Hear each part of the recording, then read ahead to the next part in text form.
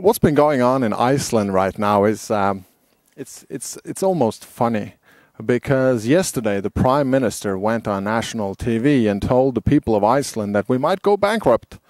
So the Icelandic government has insured all deposits in banks and taken over the banks, control of the banks, and suspended trading of the banks on the stock exchange and all that. And Iceland is a tiny place of 280-something thousand people. It's tiny.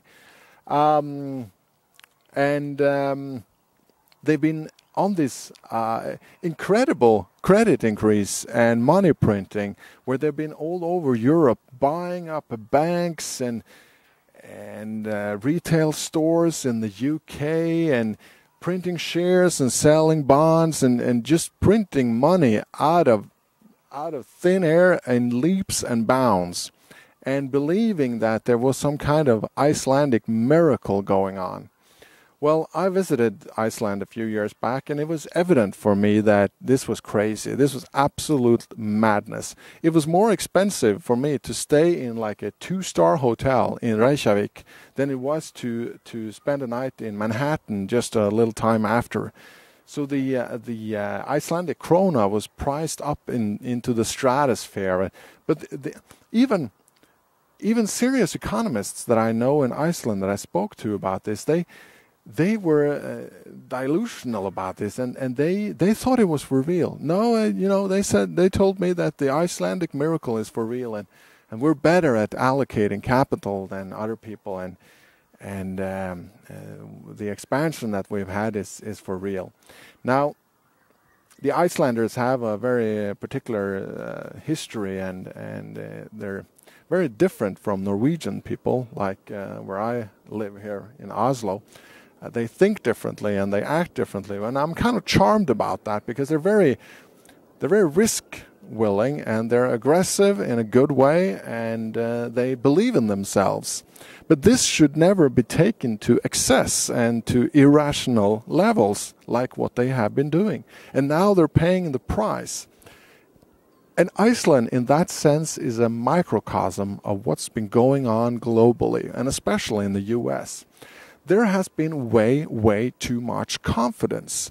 And in this incredible cycle of printing more and more money, people have started believing in miracles and believing their own BS, believing that, the sky is the limit and this tree will grow to heaven. And it never does. So what's happening in Iceland, I'm afraid, is could be what's going to happen in the US and in other countries as well, that the government will have to go in and take more and more drastic measures, and just by declaring that the whole country might go bankrupt, just take the whole thing over and make it into a commando economy and a police state. The Icelandic Prime Minister told the people yesterday that he feared that the whole country would go bankrupt. The entire country. Default on all their promises, all their payments, and just throw up their hands and say, we're bankrupt. The numbers doesn't add up. So people in Iceland are taking a hit right now, and it's a huge reality check. They are getting the reality on themselves, good and hard. And it might be a good idea to look into what's happening in Iceland. The value of their currency, the krona, fell by a third, 33% overnight when this happened. 33%. Could this happen to the dollar?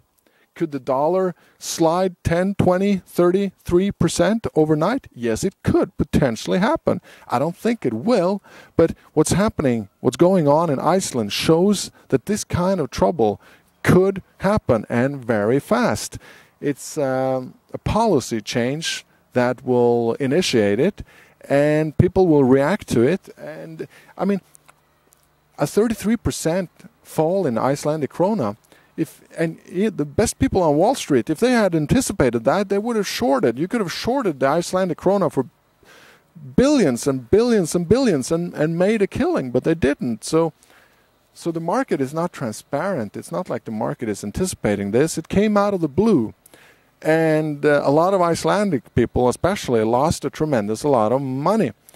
You won't be seeing the Icelanders on the global scene as you have been for the last few years, because they just won't have the money. Their Icelandic krona is I'm not going to say it's worthless, but it's coming down to where it should be. Iceland is a small, tiny place up in the freezing North Atlantic, and you can get fish out of there and maybe some natural resources, but it really is.